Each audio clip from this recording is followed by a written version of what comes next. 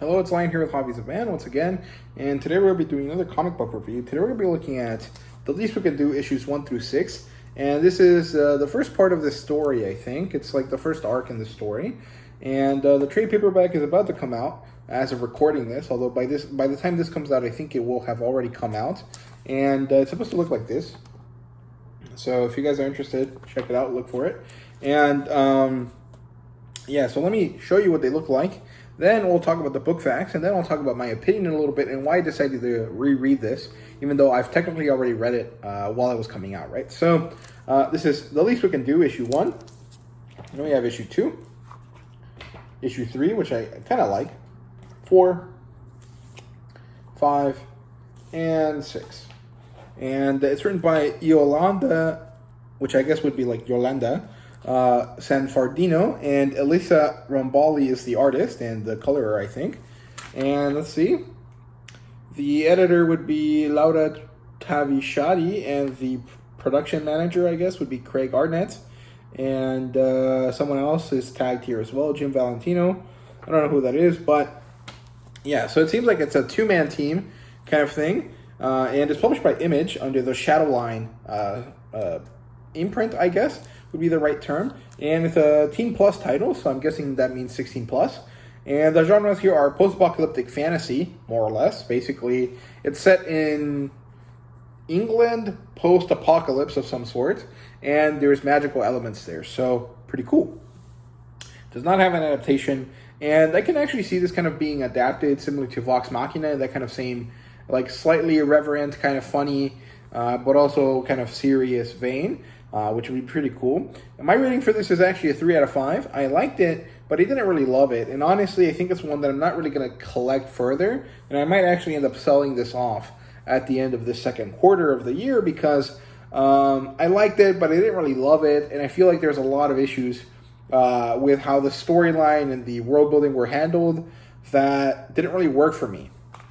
So, yeah, why did I decide to reread this even though I had already read it once while it was coming out? Well, it's because while it was coming out, even though I did manage to collect all 6 issues of the story, I didn't really feel like it was going anywhere. Like I felt interested enough in the story to continue buying it to see if it would get better, but I never really felt like I was loving it. And partially it was because it felt like a lot of times it didn't really go for substance in terms of the plot line, the characters, and the world building. In terms of plotline and world building, and it mostly tried to focus on characters, but they weren't really characters. They were more like caricatures of certain types of like marginalized groups, let's call them. I said that in quotation marks because I'm not really sure how to handle it. So we'll say marginalized groups in quotation marks, and we'll specifically refer to women and LGBTQ plus people because that's what mostly this book deals with. And what I felt like was, while I was reading it, that it didn't really bother making a good story and a good world building kind of thing because it was mostly just trying to parade these types of like people. Like there's these people that have, like there's this one character that has like this very like fetish gear looking vibe to him. And then there's other character that's supposed to be a guy but has very feminine features. And then there's this woman that's like really muscular and stuff like that. And so they didn't really bother with making them interesting characters. It mostly just kind of bothered with like having a design and then having that design infer like the certain kind of like almost Twitter-esque feeling dialogue for these characters. Now, that was my impression while I was reading it individually. When I actually sat down to reread it to really figure out if this was true or not, I decided that it wasn't really the case. It did have all of these things, but they weren't really as bad as I thought them to be initially. And that's because when you're binge reading and you can kind of absorb everything, the storyline, plot threads, and like, all of the things that are there that, are the important bits do end up connecting with each other and feels a lot more full and like existing than when you read each part individually, right? And I think that I was mostly focusing on the things that I found negative while I was reading it individually because it was like, I'm not really enjoying this that much. So I'm going to nitpick it because that's like a very standard reaction, right? We see it with like all sorts of things. I see it a lot in the Star Wars fandom. And, it kind of happens, right? And I was doing that too. So I'm very happy that I reread this.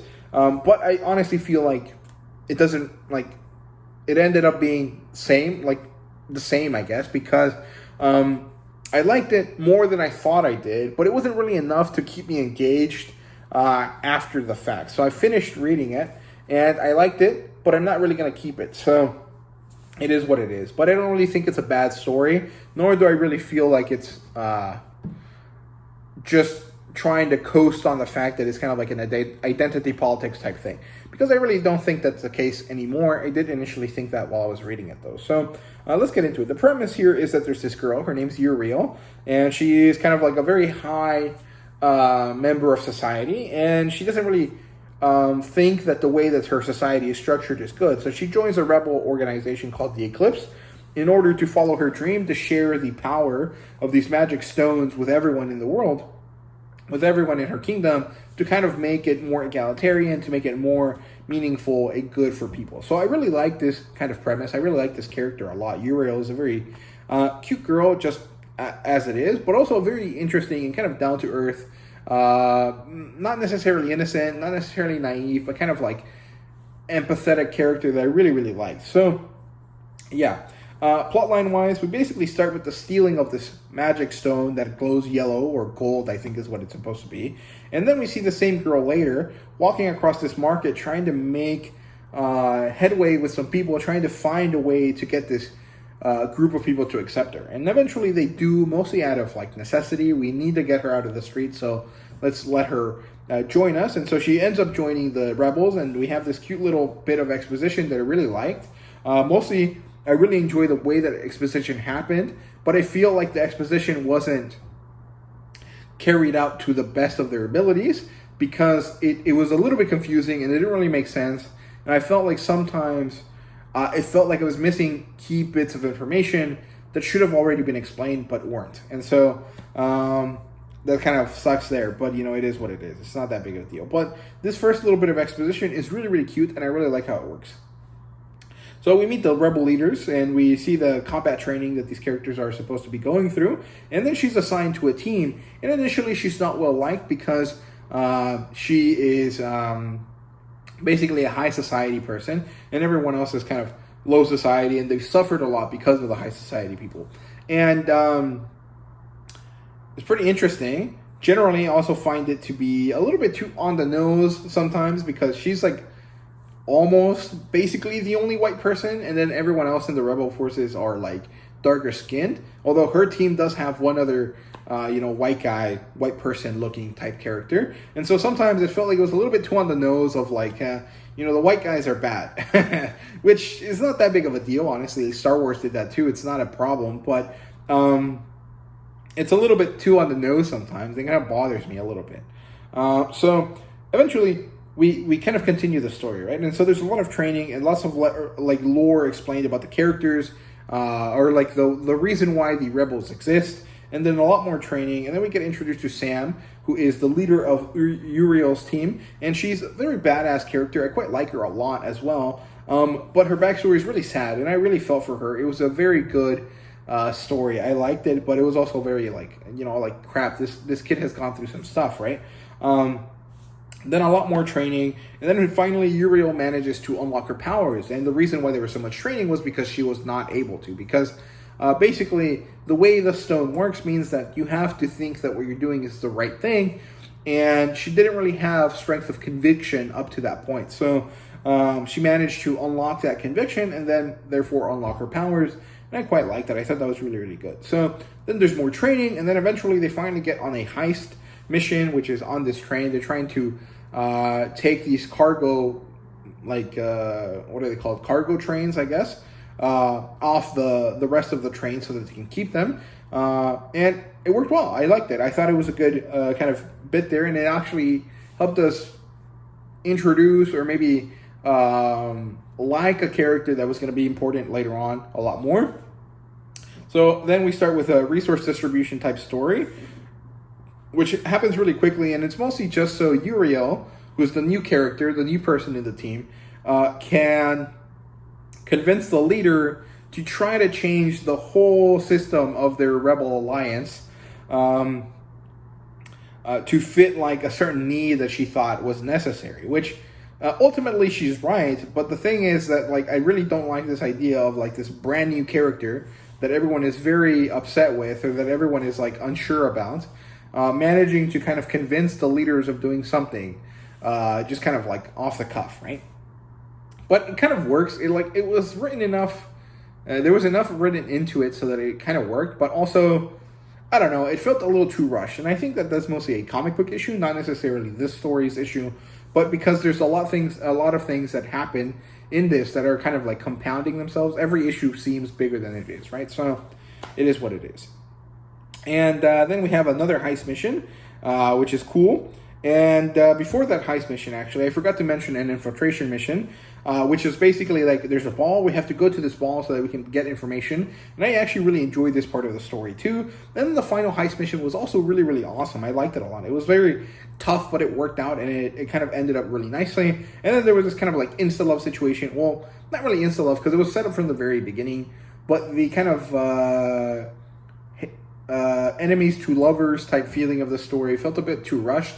Again, I think that's just the nature of comic books and not necessarily an issue with the story, but it felt like it could have been hidden away or made kind of like different feeling across the story. And I think that's just because it's between Sam and Uriel, and Sam is a very tough character, and we don't really get to see her lighten up and kind of connect with Uriel across the series, but rather see her kind of hate her and then suddenly kind of like her by the last two issues, right? So it was a little quick for me, but, you know, it's fine. And then, you know, small but noticeable kind of issues here that I noticed were basically that there's this kind of like feel of like anti-straightness. And I don't really know that's the right term there, but there was this kind of disdain for like cisgendered people in this story. And I don't like that as a cisgender person, but I understand that that's a feeling that maybe a lot of people in the LGBTQ plus community might feel. And I understand it, but it kind of felt a little bit too out of place for me, like, because it didn't really feel like it was necessary to include it. Like, this world is post-apocalyptic.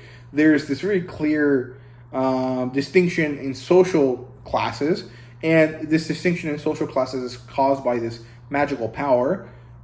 It didn't feel like the identity politics of like you know, your sexual preferences was necessary to be part of the story.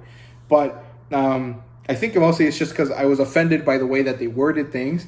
But it wasn't that serious. Like, I don't think it's necessary to get up in a tizzy about it. Like, I'm not upset necessarily. I was just like a little bit put off by the fact that it was so like weird, mostly because of how it was worded. Like, it basically implied that if you were heteronormative, you were evil, and I didn't like that. So, you know, it is what it is. But overall, the plotline was good. It was just some very small moments that kind of persisted and kind of compounded into each other that made it seem like I was not enjoying it. And while I was reading this in a binge model, like while I was reading all of them in one go, that was a lot less noticeable. It was just initially noticeable while I was reading them one at a time, because it's not that much stuff. And, you know, across the 20 pages, it's harder to hide the deficiencies than it is across 160 pages or 120 pages, however long a full graphic novel would be, right? 6-issue graphic novel would be.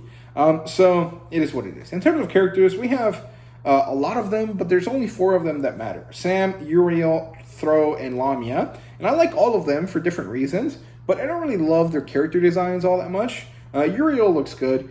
Thro's like outfit is not really my preference, but Lamia and Sam are fine. Like, I don't really care either way. Thro's is just a little bit too like what's the word? Flamboyant for my taste. But I'm not really someone that's really interested in stuff like that. So it's mostly a personal preference thing. It's not really a complaint based on like objective problems. There's a lot of rebel characters. The one thing I also didn't really understand is that some of them had like horns or like non-human aspects to them. I didn't really understand what the point of those was, because this is a post-apocalyptic world with magic stones, but everyone else is human as far as I understand it. So I don't really get why there were certain people with horns. So I don't know. it is what it is. In terms of world building, I think it was a bit unclear and confusing, and honestly, this is probably the part where I really dislike the story, or the part that I have the most problems with. Because basically we understand that there's certain stones that activate powers based on very specific circumstances. There's 4 like easy ones. There's a red one, which is coal, a pink one, which is quartz, a green one, which is a type of boulder with mushrooms, and then there's a blue one, which is salt. So those 4 are basically the ones that the rebels have access to. Then there's gold, silver, there's some sort of purple one as well, and there's something else that is specific to only one person. I think it's diamond. But I don't really understand what the names of these are and what exactly their powers are supposed to be, or how they come to be, or why it's important, right? And I think partially it's because the story isn't really interested in telling you about that right now, because there is an element of like, hey, we're gonna go and figure out the origin of these stones eventually, right? So I don't really need the origin of the stories or the origin of the stones, but I feel like the stones needed a lot more development so that you can understand the magic system, so that the fights feel more interesting. But it wasn't really given. And there's also this kind of issue with the societal system. It's unclear. Like, are all of the people in high society soldiers, or are they just like people that had money, or are they just this or that? I really didn't know. It was unclear. It didn't really help, because I can't really side with the rebel side of things if I don't really understand why they're fighting against these people, right? Like, I understand the basic, like, oh, this army is evil. I get it. I don't really need much more justification than that. But it wasn't really the army they were fighting. They were fighting, like, the institution. And I want to know why the institution is bad, right? Like in Star Wars, and I'm mentioning Star Wars because it kind of has the same setup, right? There's, like, this military force and this underground group of rebels, right? But in Star Wars, it's very interesting and easy to understand that the Empire is bad because they are removing people's liberties, and they are unequivocally evil. They're run by literally the devil, right? I don't know who is running this part of the story and why the society is the way it is, like what the problem is, right? I understand how they got in power because that's explained in the first bit of exposition, but it's not really like, that doesn't mean anything. Like, they don't necessarily have to be evil because of the way that they managed to get power, right? So, yeah. The other problem is that the squad system for the rebels, again, I feel like it's not well explained, and it becomes a relevant plot point. So I was very lost while that plot point was being explained and why it was important, and what the character ramifications of this plot point were, because I was not sure what it meant. And I tried to go back and reread it, and I still didn't understand. So I think there's a lot of problems with the world building here, and things that I feel like should have been answered in order to make this story better, but they were kind of sidelined in order to kind of deal with the other stuff that I really don't find meaningful, right? So, yeah, in terms of artwork and fan service, I would say the artwork is really, really good, but I'm not really a fan of a lot of the character designs. I just don't like how they look, and the kind of I don't know. I think it is just mostly the way that they look. And in terms of fan service or like sexual content, there is none. There is kind of a kiss or two, and there's implied aspect of like these people having sexual lives, but it doesn't really go beyond that. So, and I think that's because of the rating, and I wouldn't really have a problem with it either way. I don't really care. But I do mention this always because there's some people that do have issues or place like a certain level of importance on these types of things. So I just want to mention it to be clear, right? Either way, I think it would have been fine if it had some, and if it didn't have some, it would have been all right as well. So yeah, ratings wise, it's a 3 out of 5. It's mostly because it's confusing and because it felt like there were some plot lines that were dropped or not explained well enough in terms of the world building, and because there was this kind of like issue with like heteronormative people that I didn't really like, and I didn't really enjoy how it was explained or how it was like incorporated into the story. I don't have a problem with people being like, yes, this is content for gay people, so it's not really meant for straight people. Like, I don't have a problem with that. I think that's a very valid thing, but this isn't marketed as that. So me reading it as a straight person and then having these like characters tell me that straights are bad is like, okay, this is kind of uncomfortable, right? And understand that a lot of gay people feel like this when they're watching the content made by heteronormative people. So I understand it. I get what it's like trying to convey. I just don't really enjoy it because I wasn't really expecting it when I started reading it, right? So yeah, there you go. That's my review. It might be a bit of a controversial one. I hope not. I'm not really meaning anything here in like a negative way. I'm not trying to hurt anyone based on their personal preferences or their identity or anything like that. I'm just kind of telling you how I felt while I was reading this, right? So there you go. I hope you guys enjoyed the video. If you did, please leave a like, subscribe, and comment down below. Let me know what you thought. And thank you guys very much for watching. See you guys later.